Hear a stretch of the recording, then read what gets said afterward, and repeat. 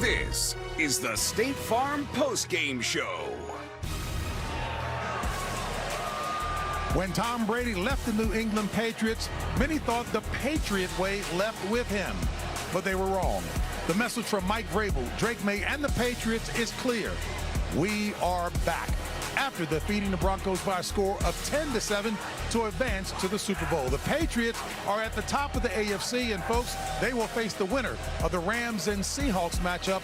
That's kicking off just shortly over on Fox as we welcome you back to the State Farm Postgame Show. I'm James Brown, back here in Denver alongside Coach Nate, Kirk, and Kyle. Coach, you mentioned, look, obviously two excellent defenses were at play today. You said points would be at a premium, and that proved to be the case. Yeah, it was a tale of two halves. When you look at the weather from that standpoint, obviously in the first quarter, the opportunity to kick the field goal right there and to go up 10-0, bypassed right there by Sean Payton. But listen again, the New England Patriots, first team in NFL history to go 9-0 on the road. Mike Vrabel bringing together this team. They came together a very short period of time, and they put together a special group of people. Yeah, I know we'll continue to talk about the Patriots, but let's focus on some of the miscues by the Broncos before we move along and congratulate this Patriots team on another win. And here it is. This was fourth down.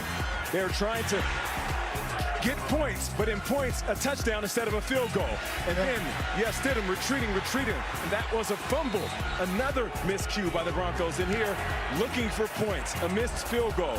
And as we talk about all of the time, you cannot put yourself in a position and not come away with points. Another missed field goal. And this one was actually tipped. You can't blame that on the snap, the hold, or the kicker.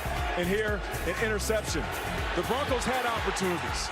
And let's call it what it is. Stidham had some moments in that first half. Certainly. But let's give credit where credit is due. That Patriots defense, they stepped up in this game, Kirk. Yeah, once the weather arrived, it became a different football game. The Patriots played that game. They ran the football well. They pounded the rock in the second half.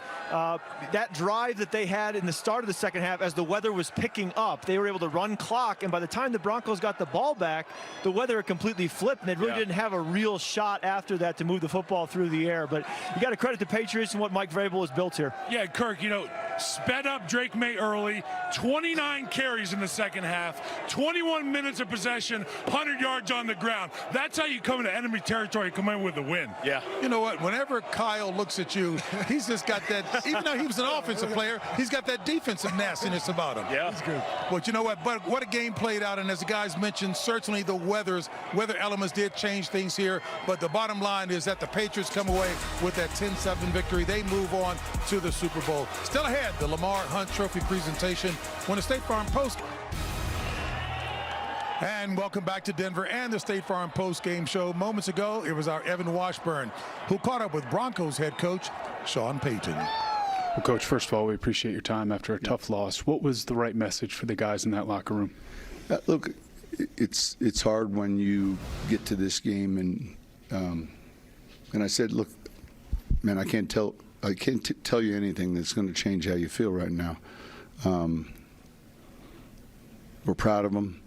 Man, they played hard. Wasn't good enough today. Wasn't good enough by us, myself. This is probably one of the closer teams that I've coached, and you know, you tell them you love them, and that's kind of about it. You've been doing this for a long time. Yeah. The conditions in the second half got a little wild. How did it impact your offense and the plays you could call? Well, look, I would have liked to have run the ball better.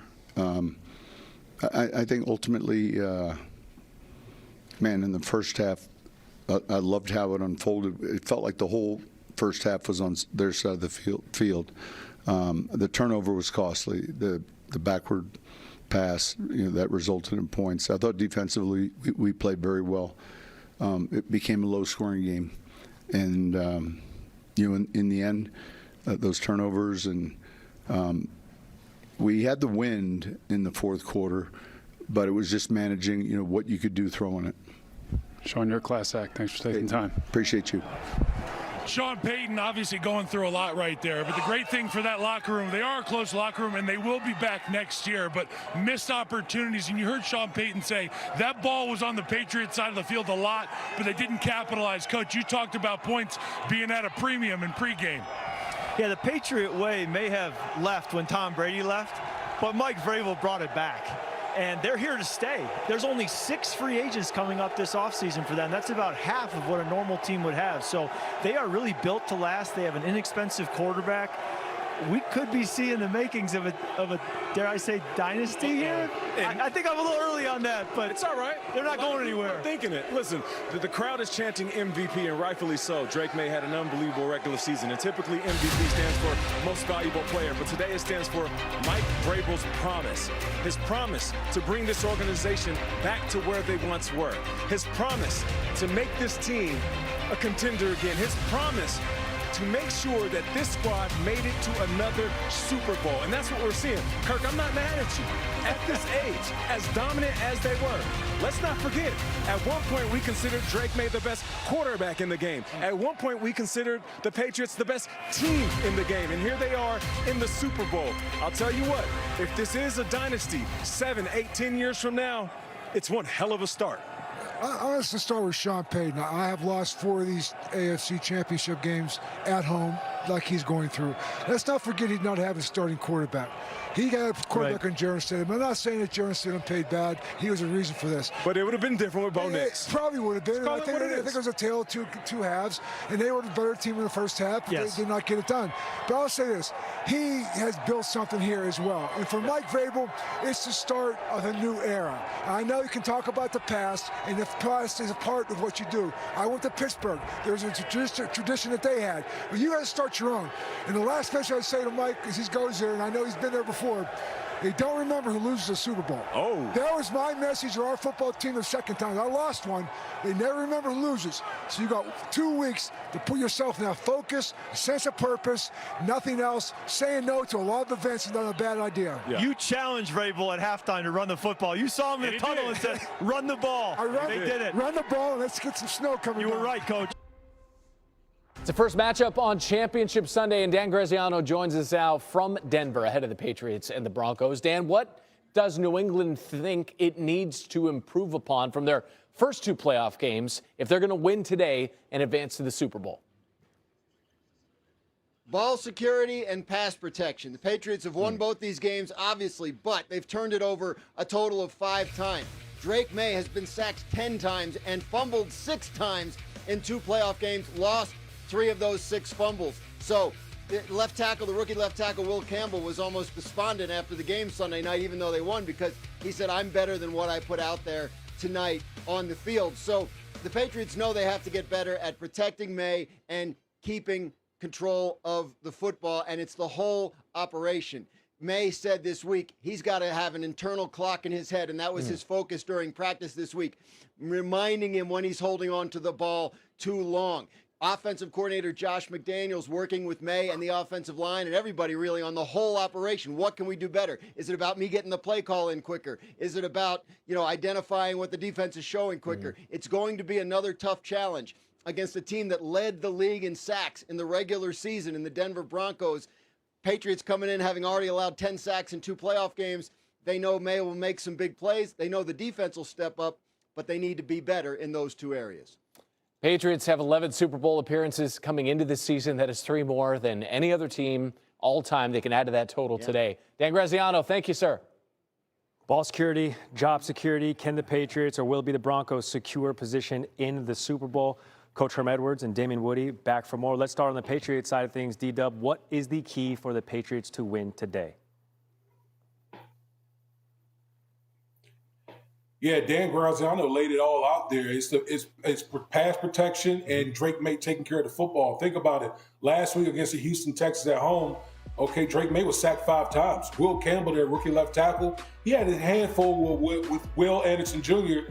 Now he's going to draw Nick Bonito on the road against a team that led the league in sacks. And so it's going to be paramount to have a plan for how this Denver Broncos defense is going to come after.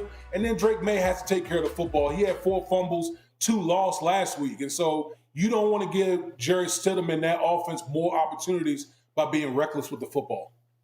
D. Wood makes a great point, and I think what's getting overlooked is the Patriots' defense. Sure. They've got a really good defense. I mean, they're only giving up 19 points a game. So people kind of get this thing twisted. Their defense keeps them in games. And D. Wood makes the point. Last week, without this defense, the Patriots are sitting at home. Sure. As many turnovers as you had in a playoff game against a good Houston football team, and you find a way to win that says a lot about your defense not allowing the points to get out of hand when you turn the ball over. So you got to tip your hat to that defense. It's interesting hearing you guys talk about all of the questions that surround both teams when you look at them as the 1 seed and the 2 seed in the AFC Championship game. Damian, same question, but the other sideline. What's the key for the Broncos today? Yeah, I think it's going to be a couple things. Number one, Sean Payton got to get Jarrett Stidham in a rhythm early. You know, for a guy who hasn't, really had any significant snaps since 2023, it's imperative to get him going early in that game and stay ahead of the sticks down the distance. You don't want to be in long down the distances against Mike Vrabel and that defense. Coach already spoke on how good this Patriots defense is. So running the football, okay, that's got to be something the Denver Broncos have to do a better job of. They only ran it for 70 yards against the Buffalo Bills. They got to attempt to run the ball better, and that's going to be a tough challenge against the Patriots, but you don't want to be in long down in distances against this defense. Well, when you think about it, no one's mentioning this, and this is a big element of football. You're thinking about both these defenses are pretty good. Yeah. Playing against some young quarterbacks in a big game, in the championship game. Sure. You know what shows up? Special teams. Okay. Believe it or not. 3 phases. How you catch the ball, how you kick the ball, all those little things matter in a game of this magnitude. Because it could come down to the kicking game. Yeah. Because both these defenses, if they play well, could dominate the game. Sure. So special teams is going to be a big factor.